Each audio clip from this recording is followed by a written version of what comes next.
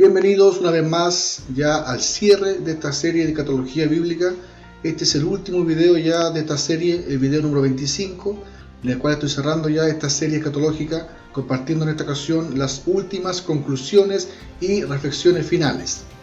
Espero que el que ya esté escuchando, viendo este video, haya revisado todo el material, toda la serie completa, y si es así, espero entonces que tenga también la paciencia y el deseo de poder escuchar estas últimas conclusiones y reflexiones finales que nos van a dar ya más claridad con respecto a todo lo que se puede extraer de esta serie de escatología que hemos compartido. También quiero, como dije acá, compartir algunas reflexiones personales. También quiero acá vaciar un poco de lo que fue mi experiencia personal con respecto a todo este proceso de estudio de escatología, y también algunas reflexiones personales con respecto a lo que significa, ¿no es cierto?, la escatología en la vida del cristiano. De ese modo entonces voy a compartir finalmente mis últimas percepciones con respecto a la escatología bíblica. Bien, conclusiones y reflexiones finales y personales, como decía. Toda la Biblia contiene un mensaje importante y necesario para los hijos de Dios. Nada sobra ni nada falta en su palabra. Creo que a medida nos introducimos en algún tema de interés, podemos encontrar abundante información en la palabra de Dios. A la vez podemos comprender cómo muchos de estos temas de interés se combinan y enlazan unos con otros, confirmando la unidad del mensaje de la Biblia. A medida escudriñamos y estudiamos ciertos temas en la Escritura, nos encontramos con principios fundamentales que pueden apoyar o refutar muchas doctrinas que hemos recibido. Por tal motivo se hace indispensable la guía del Espíritu Santo cada vez que abrimos nuestra Biblia para leerla y estudiarla. Además de la valentía para aceptar su mensaje aun cuando no coincida del todo con nuestro parecer. Como dijo un autor, su palabra es nuestro mapa, su espíritu es nuestro guía. En relación al tema de la escatología, creo hay un gran vacío en la vida de muchos cristianos al respecto. Muchos se conforman o limitan con las enseñanzas recibidas en sus iglesias, las cuales paradójicamente no son muy específicas al respecto. Por momentos recibimos pinceladas, algunas predicaciones bordean ciertos temas escatológicos, pero sin profundizar. Más bien se oyen frases o postulados que suenan concluyentes, tales como: si no estás preparado, te quedarás para la gran tribulación, la iglesia se va antes, los fieles ya no estaremos acá. Mientras tanto, nosotros estaremos gozando la voz del Cordero en el cielo. Cristo puede venir esta misma noche. Nos iremos al cielo. Está durmiendo en los brazos del Señor. Lo veremos en el cielo. Frases con las cuales los miembros deben quedarse o conformarse. Sin embargo, no considero justo atribuir solo a la Iglesia y a nuestros predicadores esta falencia. Todos somos llamados a crecer en gracia y conocimiento. Jesús dijo antes de irse que era necesaria su partida para que viniese el Espíritu Santo, quien nos guiaría a toda verdad y a toda justicia. Su palabra es la verdad. Si decimos ser cristianos y creemos tener su Espíritu en nosotros y no tenemos deseo de leer, ni mucho menos estudiar su palabra, es necesario preguntarnos si aún somos parte de los llamados y no de los escogidos. Si realmente hemos entregado nuestras vidas a Cristo y su Espíritu está en nosotros, sin duda seremos guiados a una vida realmente cristiana como muchos creen tener. Pero si la lectura y el estudio de su palabra no es parte activa de nuestras vidas, ¿cómo podemos afirmar que somos hijos de Dios y tenemos su Espíritu si éste no nos guía a la verdad que es su palabra? Creo que en parte puede deberse a un error de prioridad en el sistema eclesiástico en general, en donde los líderes, pastores y predicadores de congregaciones, generalmente carismáticas y o pentecostales, no enfatizan muchos temas escatológicos. Por tanto, de manera pasiva, transmiten este desinterés a los miembros de sus congregaciones. Sin desmerecer el esfuerzo de muchos pastores por entregar mensajes apropiados y oportunos según las necesidades espirituales de sus congregaciones locales, y sin negar el hecho que busquen respaldo de Dios en la preparación de sus sermones, sin embargo, creo en cada congregación las necesidades, crecimiento, expectativas, conocimiento e intereses de todos los miembros son distintos. Si bien se comprende en parte el enfoque o visión pastoral en muchos sermones, siento que estamos en tiempos donde se hace necesario avanzar. Creo sería muy apropiado en los tiempos que vivimos el consejo y reprensión del apóstol. porque debiendo ser ya maestros después de tanto tiempo, tenéis necesidad de que se os vuelva a enseñar cuáles son los primeros rudimentos de las palabras de Dios, y habéis llegado a ser tales que tenéis necesidad de leche y no de alimento sólido. Hebreos 5:12. Así encontramos a cristianos desinformados y desinteresados sobre escatología. Cuando se pone el tema en la mesa, la gente suele volver la espalda disgustada y hasta ridiculiza el estudio de la escatología. Prefiere vivir su vida cristiana ignorando este asunto. Sin embargo, teniendo en cuenta la amplitud que el tema escatológico recibe en la Biblia, tanto en el Antiguo como en el Nuevo Testamento, es un error tomar esta actitud. También comprendo la opción de algunos ministros o pastores de brindar instancias extras a los cultos dominicales y masivos para estudiar y profundizar en diversos temas. Me refiero a reuniones de estudios bíblicos o escuelas bíblicas. Sin embargo, si no se realizan con la preparación necesaria y un enfoque plenamente bíblico, no resultan significativos para todos los miembros. Esto dado a que generalmente muchos de estos servicios de estudios solo cumplen el objetivo de ir traspasando las doctrinas propias de cada iglesia o denominación.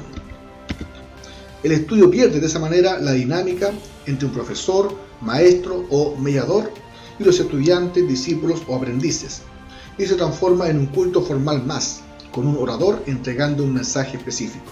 No se genera la instancia que algún miembro pueda intervenir con alguna pregunta u opinión distinta, ampliando el tema en estudio o abriendo la opción de conocer más de su palabra.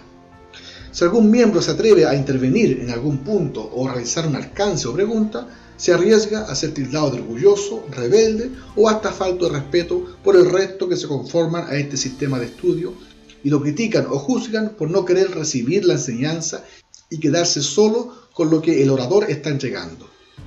Algunos pastores tienden a obviar estas instancias, quizás para evitar desviar a los miembros a una visión distinta a la de su iglesia, o quizás por verse sin preparación suficiente para enfrentar todas las dudas e inquietudes que puedan surgir. Sin embargo, esta actitud es inapropiada e injustificada frente a la opción de conocer realmente la verdad en la Biblia. Ninguna persona, ni aun el pastor de la iglesia, puede saberlo todo, así como ningún profesor puede ostentar saberlo todo en la clase. Es lícito reconocer el desconocimiento en algún punto, abrir la discusión en el buen sentido, ampliar las posibilidades de comprensión y ante alguna pregunta sin respuesta concluyente, brindar una respuesta honesta y motivar a los estudiantes en la búsqueda de una respuesta en conjunto. La Biblia afirma que Cristo volverá. Los buenos cristianos, creyendo con todo nuestro corazón que Jesús viene, difieren sobre algunos detalles, pero también podemos discrepar sobre los detalles de algunas otras doctrinas. La actitud correcta no está ni en el arrogante desprecio que se niega a escuchar a los demás, ni tampoco en el abandono del estudio de estos temas. Nadie lo sabe todo sobre la Biblia y conocerá más de ella el que más escucha a otros y quiera ser ayudado por las opiniones distintas. Incluso dentro del desacuerdo, la verdad puede salir a flote. Como lo insinué en la introducción, cuando comencé este proyecto, sabía el largo camino que me tocaría recorrer. Y verdaderamente debo reconocer fue mucho más extenso de lo que imaginaba. Pero del mismo modo reconozco que así como pedí a Dios la gracia y guía de su Espíritu Santo antes de comenzar, debo declarar con mucha emoción que en todo este proceso me sentí acompañado por Él. De otro modo no hubiera podido llegar a este punto. Motivos para abandonar este estudio nunca faltaron. Sin embargo, cuando sentía mis fuerzas y ánimo decaídos, por muchas razones y circunstancias, sentía del mismo modo algo en mi interior que me impulsaba a seguir buscando la verdad. Mi esposa ha sido testigo de este largo proceso y dificultades con las que he tenido que lidiar. A la vez ha sido testigo de mi constancia y perseverancia, avanzando por momentos de manera muy lenta, pero dando un paso a la vez. Por tanto, no puedo decir que ha sido por mis fuerzas, capacidades o competencias, sino solo por la gracia de Dios. Sentí muchas veces el impulso de su Espíritu Santo para seguir, y cuando pensaba que no llegaría a buen término con muchos temas y me vi enfrascado sin poder avanzar, su Espíritu me guió a encontrar un camino de reflexión, y me traía a mi mente pasajes y textos de la Escritura que no tenía contemplados en muchos capítulos de este estudio.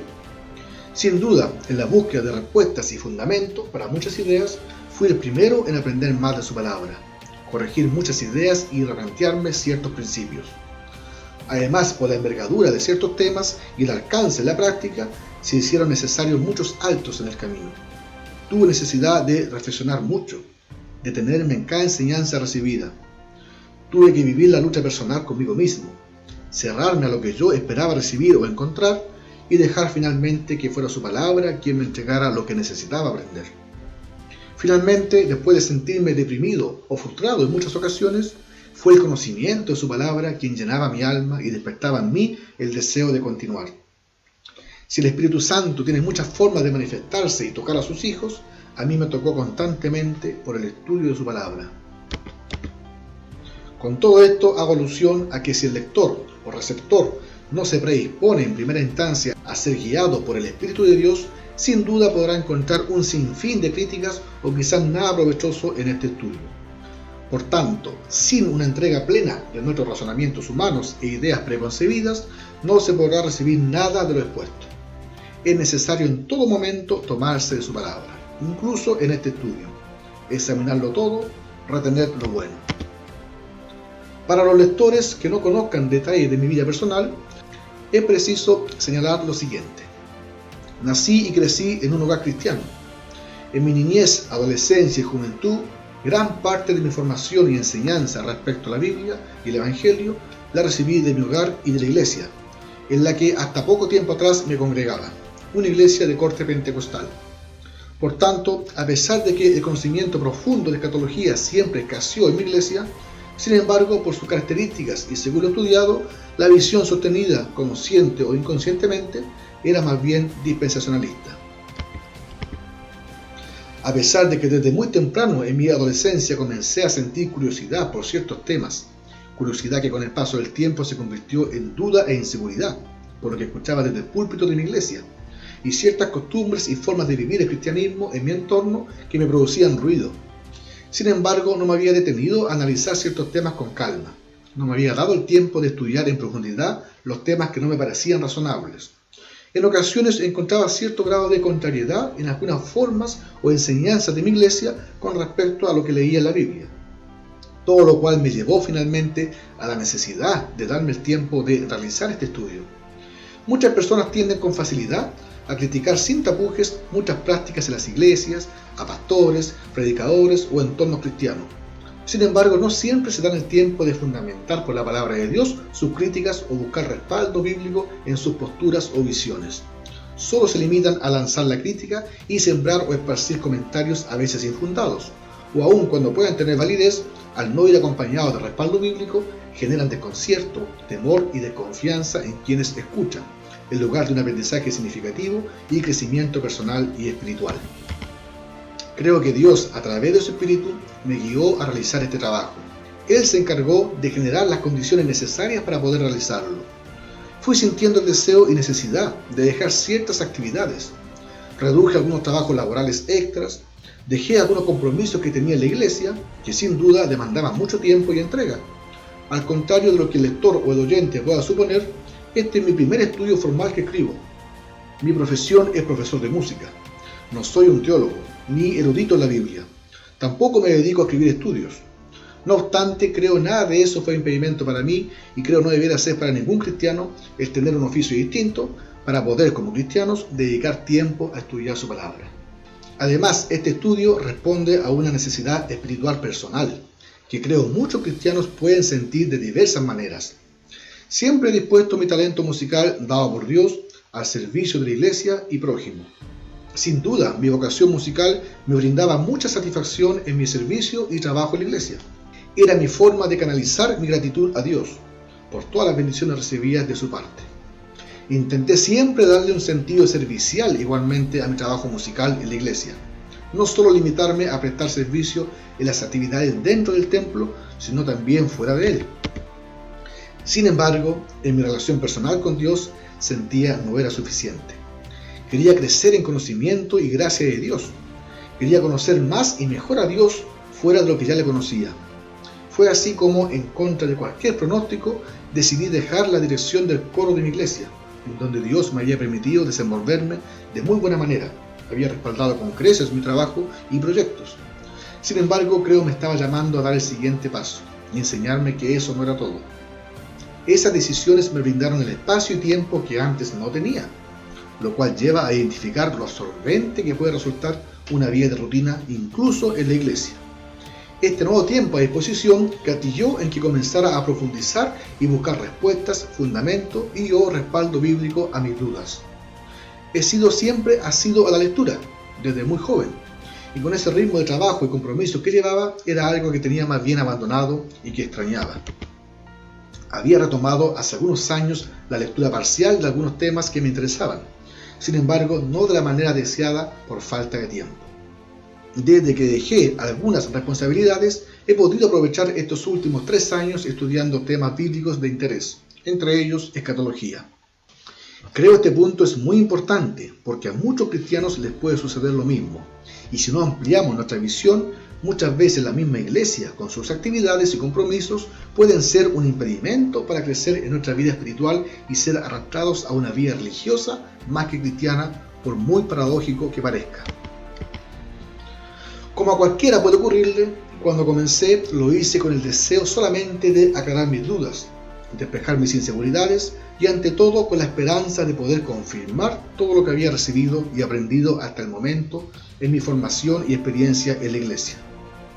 Lo que menos desea alguien que recibe o se encuentra con una opinión distinta en ciertos temas en los cuales se creía seguro y tranquilo y comienza a estudiar en profundidad es darse cuenta y tener que reconocer que el errado es uno y que el investigar y estudiar lo ha llevado no a encontrar la confirmación o argumento que buscaba para defender su postura, sino más bien los argumentos y fundamentos para darse cuenta que la postura defendida no es la única y peor aún no es la más fiable. En síntesis, eso fue lo que me ocurrió. Al contrario de lo que alguien pueda suponer, nunca me propuse enfocar mi estudio en contra del dispensacionalismo o alguna postura en específico. Tenía el deseo de conocer todas las posturas existentes y conocer sus fundamentos en la palabra. Siempre he creído y confiado en lo infalible de la Biblia. Por tanto, creía sería fácil percibir cuál postura tenía más o menos respaldo y aceptación a través de la Escritura. Por esa razón es que me propuse incluir muchos pasajes y textos bíblicos completos y de manera recurrente, al igual que destacar cada cita bíblica en negrita, dando al lector la instancia de ir contrastando constantemente lo redactado con la enseñanza de la Biblia misma.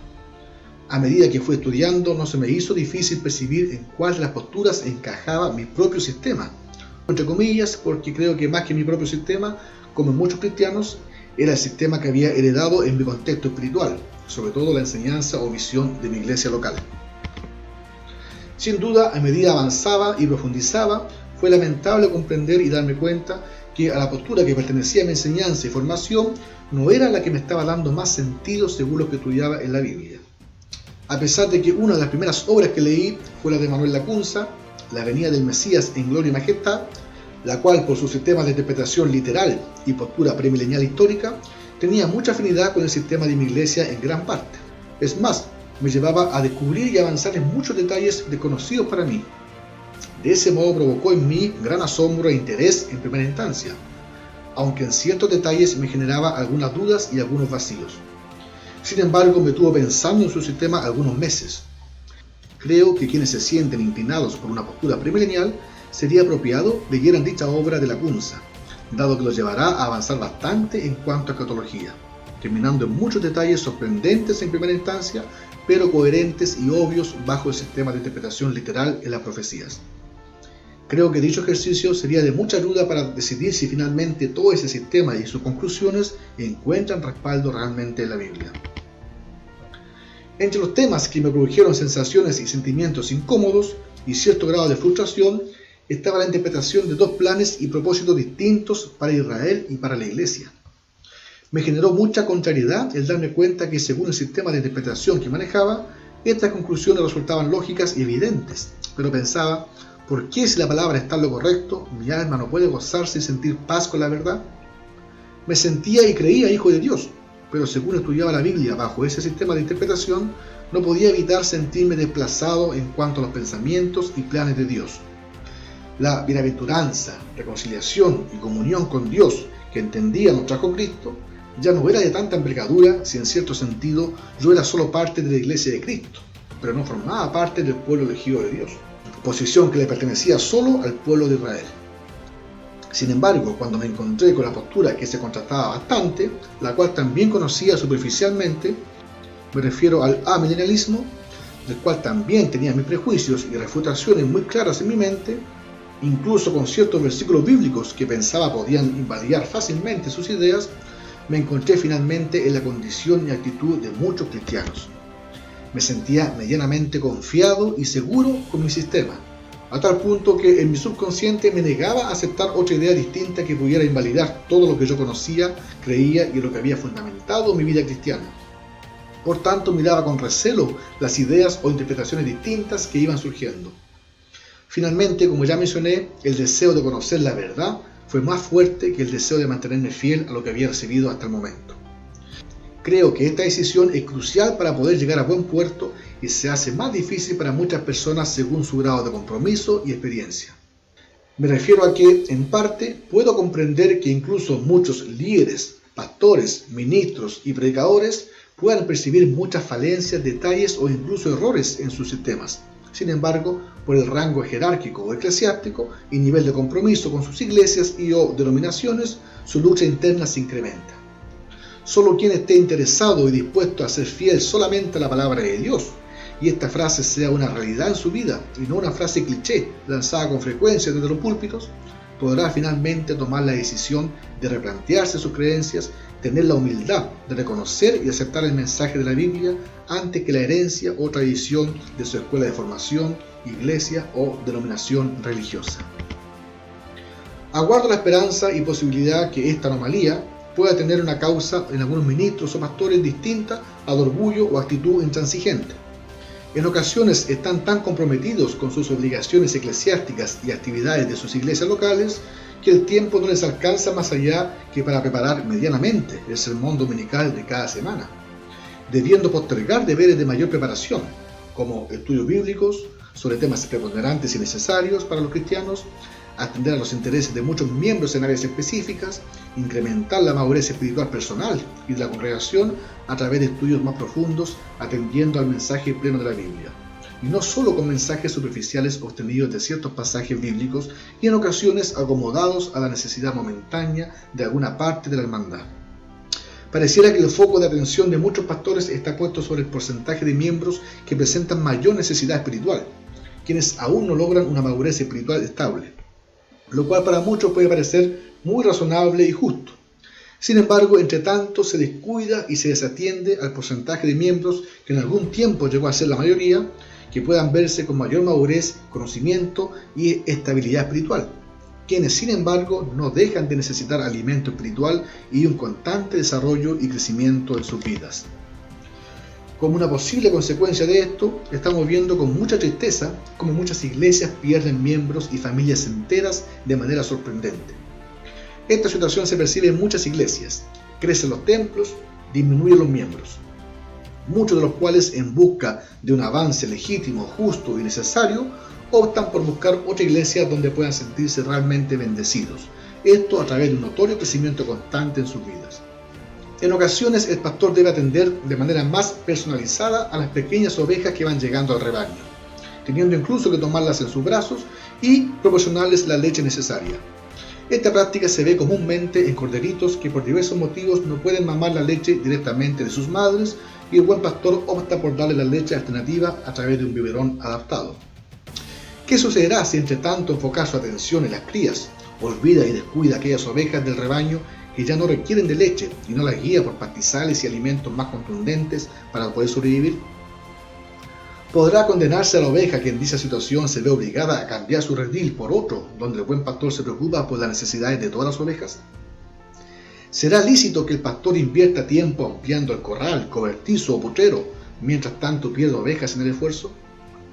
A esta consecuencia hay que sumar el hecho que quienes se atreven a tomar esta decisión, justa en esencia, sean víctimas de los prejuicios y ataques de quienes se quedan, e incluso de las autoridades de la Iglesia, tildando constantemente de inmaduros, inconversos, mañosos e intolerantes a quienes optan por cambiar de redil.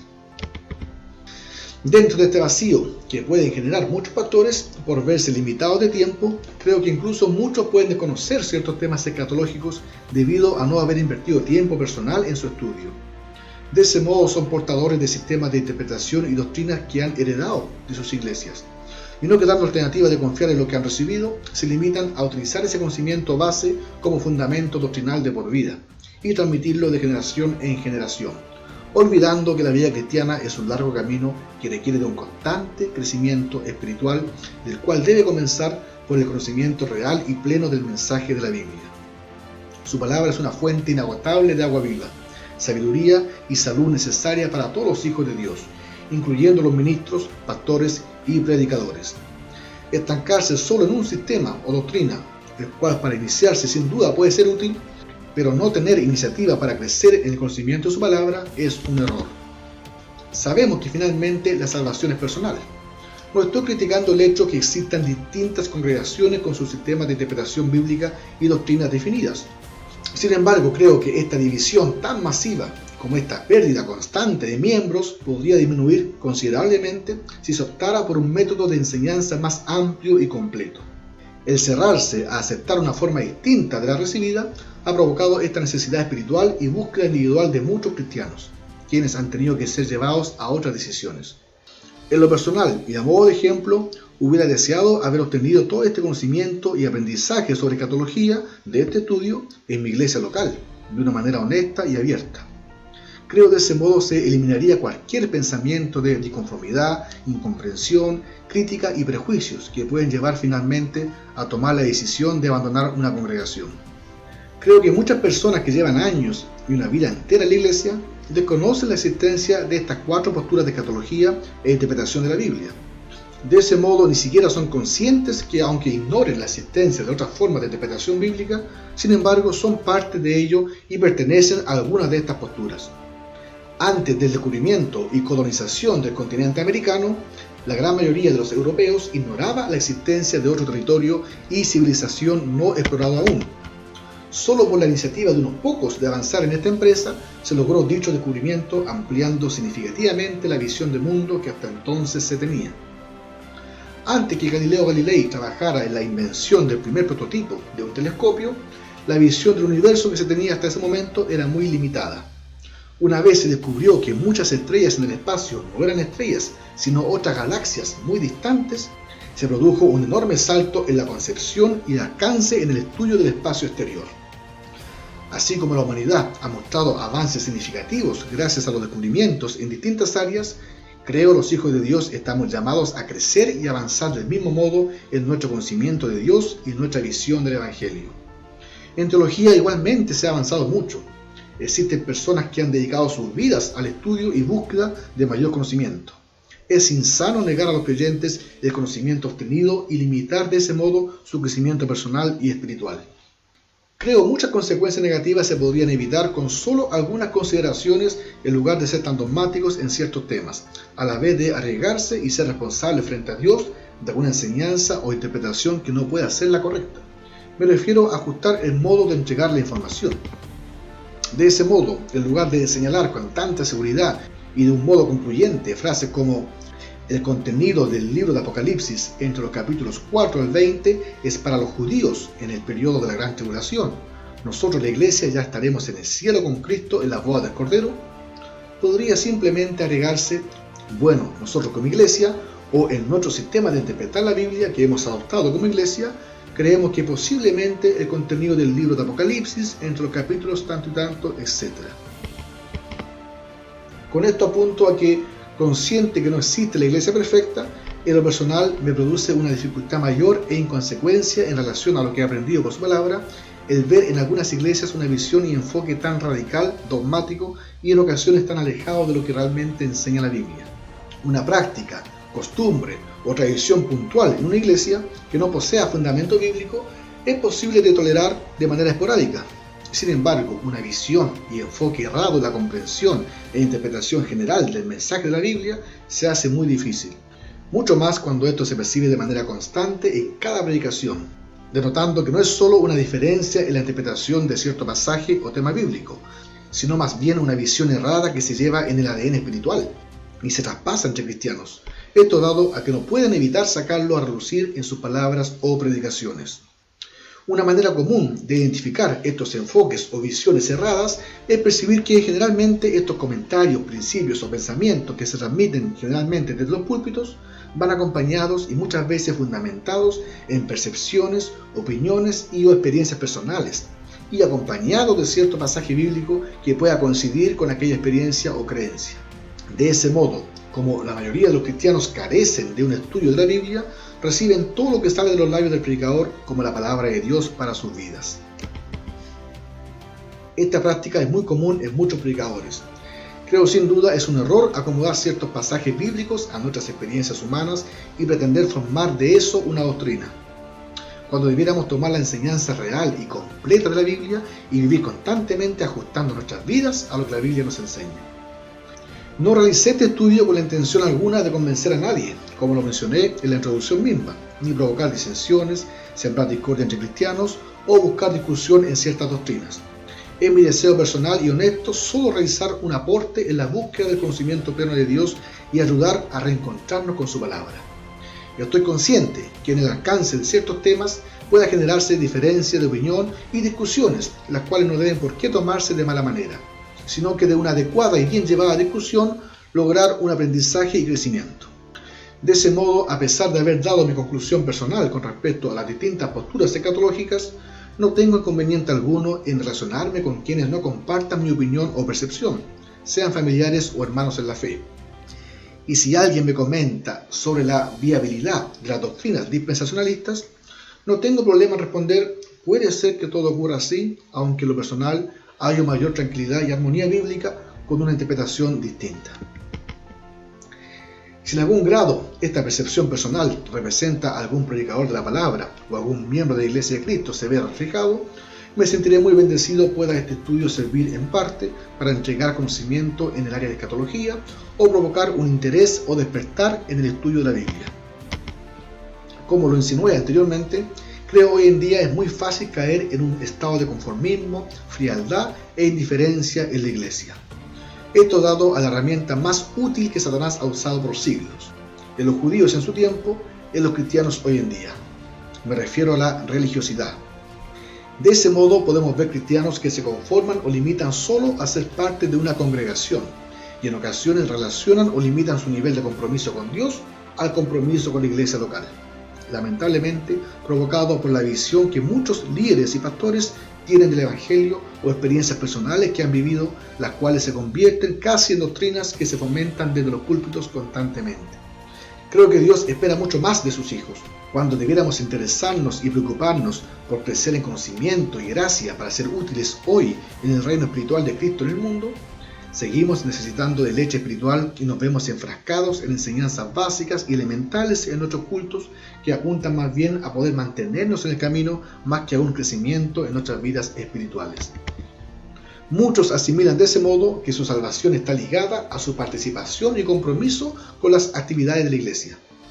Mientras más fieles sean a dichas actividades y compromisos, más salvos se sienten, como si existieran grados de salvación. Por el contrario, el disminuir el ritmo de trabajo en la iglesia e invertir tiempo en otras áreas de la vida es señal de enfriamiento espiritual y se arriesga incluso la salvación, según la visión de muchos que siguen fieles a la iglesia. Así escuchamos insinuaciones en la misma iglesia acerca de quienes se han alejado de ella puedan alcanzar la misericordia de Dios y recuperar casi su salvación volviendo a la iglesia como la única opción. A este ritmo y con este enfoque, no sorprende la iglesia haya perdido mucho terreno en el rescate de las almas, más preocupada de conservar a sus miembros ocupados dentro de los templos que de prepararlos para salir de ellos. Es un grosso error medir la vida espiritual de una persona según su grado de compromiso o participación en las actividades de una iglesia local. Lamentablemente, esta es la visión de muchos líderes, quienes fomentan este principio constantemente en sus predicaciones. De ese modo, no es de sorprender los miembros de la iglesia se conviertan en religiosos más que cristianos, procurando no fallar en el diezmo, no ausentarse a ningún culto, no faltar a ninguna actividad de la iglesia para no perder su salvación. No es por obras para que nadie se gloríe. Efesios 2:9. Y él mismo constituyó a unos apóstoles, a otros profetas, a otros evangelistas, a otros pastores y maestros, a fin de perfeccionar a los santos para la obra del ministerio, para la edificación del cuerpo de Cristo, hasta que todos lleguemos a la unidad de la fe y del conocimiento del Hijo de Dios, a un varón perfecto, a la medida de la estatura de la plenitud de Cristo, para que ya no seamos niños fluctuantes, llevados por doquiera de todo viento de doctrina, por estratagema de hombres que para engañar emplean con astucia las artimañas del error, sino que siguiendo la verdad en amor, crezcamos en todo en aquel que es la cabeza, esto es Cristo, de quien todo el cuerpo, bien concertado y unido entre sí, por todas las coyunturas que se ayudan mutuamente, según la actividad propia de cada miembro, recibe su crecimiento para ir edificándose en amor. Efesios 4, 11 al 16. Para todo aquel que ha encontrado alguno o muchos errores de comprensión o enfoque equivocado en este estudio, o después de haberlo leído, cree oportuno contactarme para algún comentario o crítica constructiva al respecto, me sentiré muy grato de recibir cualquier comentario, opinión o crítica que se realice en un marco de respeto y para crecimiento mutuo de quien desea hacerlo. Dios bendiga grandemente al lector que ha invertido el tiempo en leer este estudio completo y deseo de todo corazón redunde en un crecimiento personal y espiritual genuino en su vida. Agradezco de todo corazón a Dios por permitirme la oportunidad de estudiar su palabra y de haber realizado este proyecto. Agradezco muy en especial a mi esposa por ser parte importante en este proceso. Sin su apoyo, compañía, solidaridad, no hubiese podido concluir.